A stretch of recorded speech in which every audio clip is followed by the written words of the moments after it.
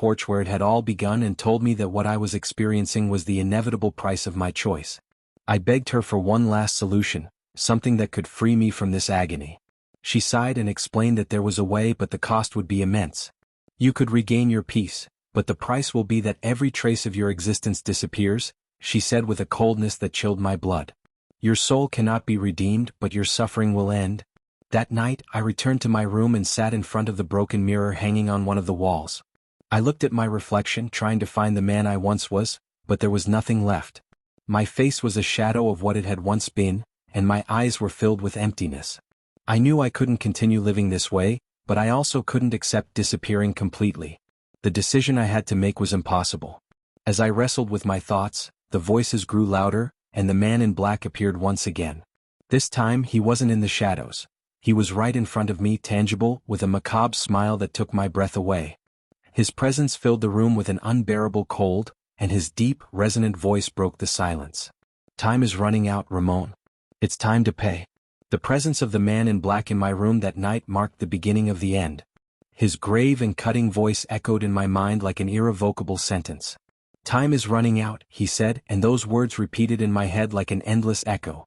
I felt my body paralyze. I couldn't move, I couldn't scream. I could only watch as his figure seemed to grow, filling every corner of the room with a suffocating darkness. From that moment on, my life became a succession of strange and inexplicable events.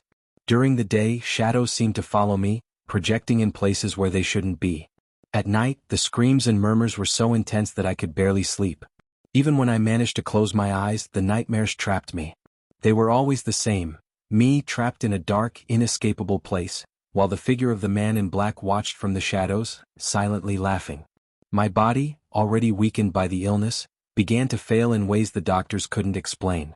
I lost track of time and space, waking up in unfamiliar places with injuries I couldn't remember receiving. Once I found myself on a bridge, staring at the dark river flowing below, without knowing how I had gotten there.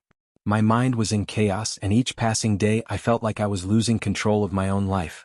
Poverty enveloped me once again like an old, familiar enemy. I sold the few possessions I had left to pay the rent for that miserable room. The money from the suitcase that had once been my salvation was now a distant memory, a shadow that haunted me. People who had once approached me because of my success now avoided me, as if my misfortune were contagious. Desperate, I sought help from healers and shamans in the markets of the poorest neighborhoods. Some promised to free my soul, while others simply told me there was nothing left to do. Every ritual they attempted ended in failure, and their warnings grew increasingly grim. What you carry inside cannot be easily broken, they told me. It is an ancient pact, and its price must be paid. The figure of the man in black gave me no respite. Sometimes I saw him reflected in the broken glass of my room. Other times I felt him in the shadows, watching me from the corners. His presence was constant, and his voice grew clearer. He spoke to me directly, reminding me that my time was running out, that my soul no longer belonged to me. Finally, in a last attempt to find a solution, I returned to the woman who had made the pact with me. This time, her face showed more than her usual indifference. There was preoccupation in her gaze, as if she knew my situation was beyond remedy. She brought me into her home and, without saying much, began preparing one final ritual. The atmosphere in the room was suffocating. The candles burned with an intensity that seemed unnatural, and the air was thick with a metallic smell like blood. The woman began reciting words in a language I couldn't understand, and immediately I felt something stir within me as if a part of me was being ripped away. Suddenly, the woman stopped the ritual and looked at me with a mix of pity and fear. "I can't go on," she said with a trembling voice. "The force that binds you is too great. If I try to break this pact, we could both pay with our lives." Her words sank me further into despair. There was nothing left to do, my fate was sealed. That night, I returned to my room feeling emptier than ever. The figure of the man in black was waiting for me, standing in the darkest corner. This time he said nothing, but his presence was more terrifying than ever. I sat on the floor, incapable of doing anything but wait. I knew the final moment was near, and there was nothing I could do to stop it.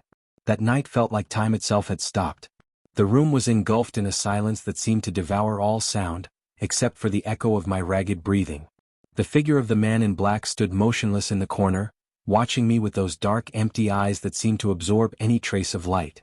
My body was paralyzed, not by physical force but by the sheer weight of his presence. I couldn't move or look away, Every part of me knew this was the end.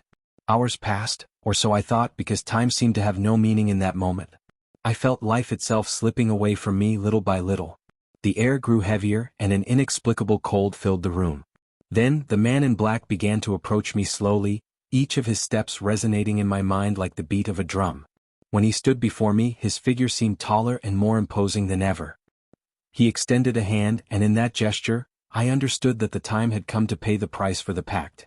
Before I could react, my surroundings changed. I was no longer in my room.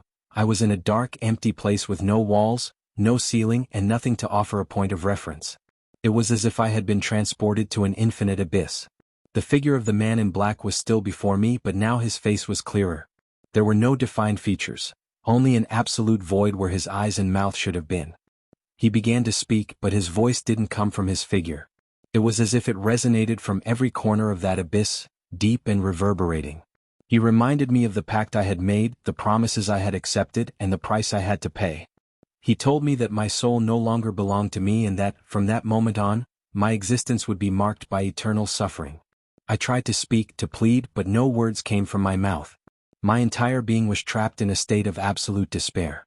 I felt as if something inside me was being ripped apart, as though my very essence was being devoured. My mind was flooded with memories, each one torn apart and distorted, as if my own life was unraveling before my eyes.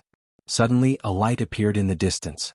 It was faint, but enough to break the absolute darkness. The figure of the man in black turned toward the light, and for the first time, his posture seemed to falter. The light grew more intense, and with it came a sensation I had completely forgotten: warmth. It was a comforting warmth, like the sun's embrace after a long, cold night. The figure of the man in black retreated, and for a moment I thought it was all coming to an end. The light enveloped everything, and suddenly I found myself back in my room. I was lying on the floor, trembling and sweating but breathing. The shadows had disappeared, and the atmosphere no longer felt oppressive. For the first time in a long while, the silence wasn't terrifying, it was a relief. I didn't know exactly what had happened, but I felt that something or someone had saved me at the last moment. Over time, my life never returned to what it once was. The money, the material possessions, all of it was gone, along with the figure of the man in black. But the peace I felt now was priceless. The pact had taught me a harsh but necessary lesson. There are things that cannot be obtained at any cost, and the desperate search for an easy way out can lead to destruction. I returned to my hometown in Jalisco with the intention of starting anew. Though my body was weakened by illness and the aftermath of my experience, I found solace in life's small moments: a sunrise, the aroma of coffee, and the simple act of being alive. I don't know how much time I have left, but I know I will never sell my soul again, no matter how desperate I may be. If anyone reads this, my only hope is that it serves as a warning. No matter how dark the path may seem, there is always a way out that doesn't require sacrificing the most valuable thing we have, our essence. In the end, what truly matters is not what we possess but who we are.